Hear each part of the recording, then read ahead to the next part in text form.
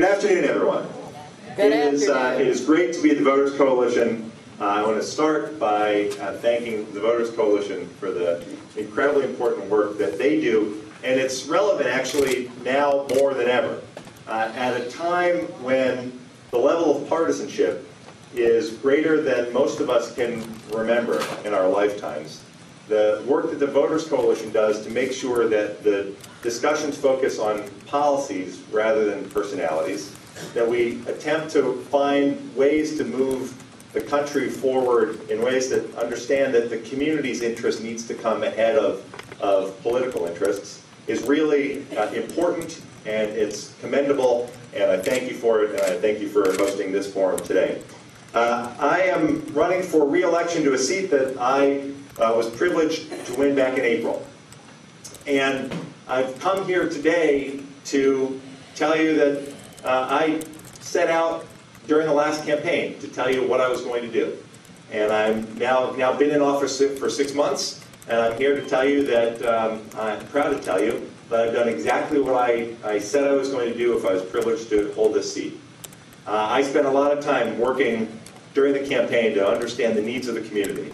And I was told at almost every town hall meeting that I had by seniors that the most important thing we needed to do was to figure out how to shore up Social Security, and was to ensure that at a time when the economic woes are so great for so many seniors in our community, that we work to ensure that the cost of living adjustment is fair, so that when seniors' costs actually go up, as they have for the past 2 years, that the cost of living adjustment is adjusted and that Social Security payments are increased. I am proud to tell you that I've gone to Washington and I've filed legislation that will do exactly that. It will ensure that the cost of living adjustments in seniors in Social Security will actually reflect exactly what your costs are.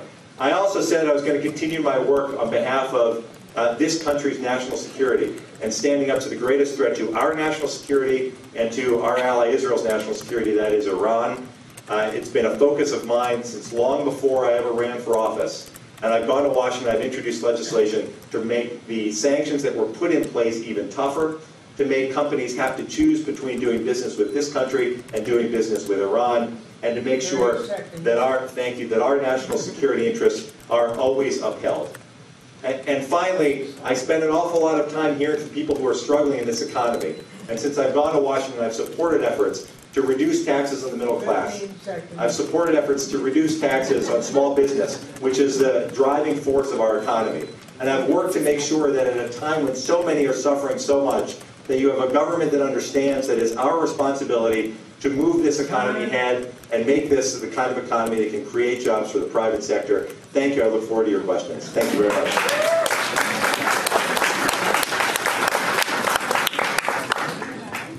Hello, I'm glad to be here today. My name is Joe Budd. I'm your choice for Congress in District 19 this year. And I want to say a couple things I'll agree with Ted there on is there is too much partisanship going on there. I'm a businessman. I'm not a politician. I'm a financial advisor with an accounting background, and we need people like that up there. There's many of the problems that we have going on in Washington, which I'll briefly talk about, but I really want to talk about the issues. A lot of the problems we have are really the core to the issues. When we talk about wanting to create jobs, we know that over the last 4 years, the unemployment rate in Florida has more than tripled. That's a disaster, and that's because of some of the bills that they've done up there are so browbeating the business community that people do not want to make investments. We looked just 4 weeks ago, the Intel CEO put out a press release that the United States of America is in danger of no longer leading the world in the development of technology. 2 reasons given for that. One is the severe regulatory environment. Corporations don't want to make an investment when you're passing 2,400 pages, 2,700-page piece of legislations that are only the best friends to attorneys, because these pieces of legislation are so complex, it's exposing all these corporations to lawsuits. According to the Chamber of Commerce, 93% of business people, their greatest fear is a frivolous lawsuit. And ladies and gentlemen, these regulations have to be rolled back. I'm going to take a Walmart approach and roll back those regulations. Not regulations that protect consumers, that's a different story. I believe in those. But we need to roll back all these unnecessary regulations that are forbidding our corporations from expanding. That same Intel just made a $2.3 billion investment 2 days ago in a plant overseas. That should have been here. Second thing was our corporate tax structure, second highest in the world. That money that's made overseas can't be brought back home because it's subject to double taxation. But one of the most significant issues, ladies and gentlemen, facing you in this room is the $1 trillion in cuts that's coming to your Medicare. I passed out a flyer. These cuts are severe. This new health care reform law is being put on the backs of seniors. Your cuts are so severe that those of you right now who sit in the room who might have a free Humana HMO plan, that plan is going to go away. And what that means is you're going to have to buy a Medicare supplement to replace that, costing you an extra $200 to $300 a month. But ladies and gentlemen, it gets worse than that. Over the next 3 years, the cuts to Medicare reimbursement rates are going to be cut to the point where they're only going to be 50% of the Medicaid reimbursement rates. What that means is you're going to see a sign on the doors of your hospitals and doctors that we will no longer either accept Medicare at all or we will no longer accept it as payment in full. Ladies and gentlemen, the seniors in my district should not have to bear the burden of this. Yes, health care needs to be reformed, but not in this way, not out of your pocket, and I would be opposed to it. I will repeal that legislation and replace it with legislation that works. I'm Joe Budd in November. Remember, this Bud's for you. Great. Thanks. I'd like to just set the record straight.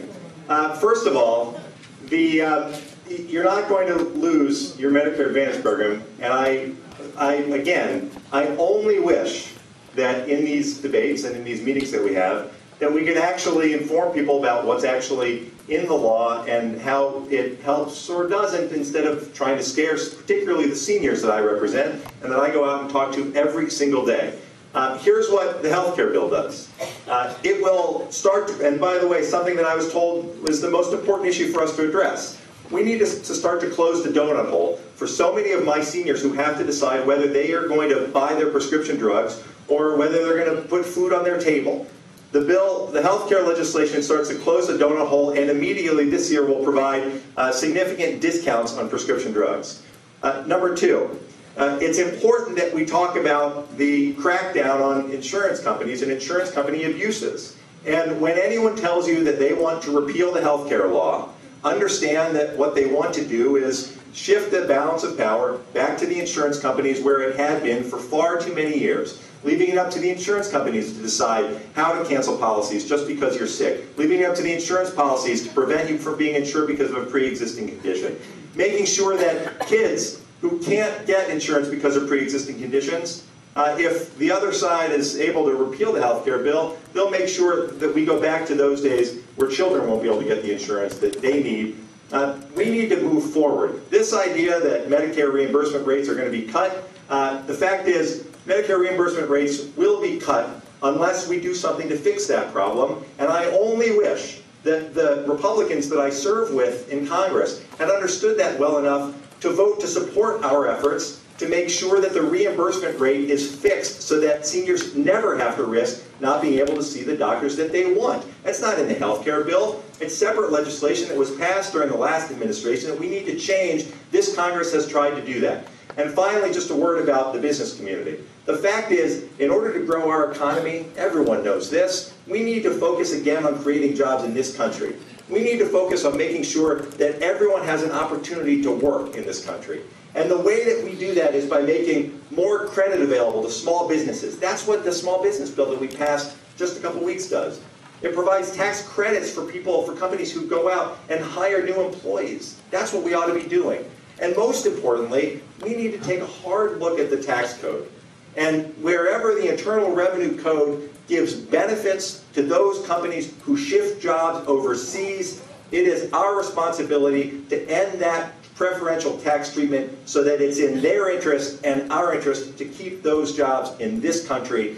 That's the approach that we need to be taking. It's a Made in America approach. For far too long, the effort has been to make sure that it's easier to build up the economy in other countries. We need to build up the economy in this country. That's what I've focused on. That's been my top priority since I've been a member of the United States Congress. And that's what I'll continue to do in the Senate. Thank you.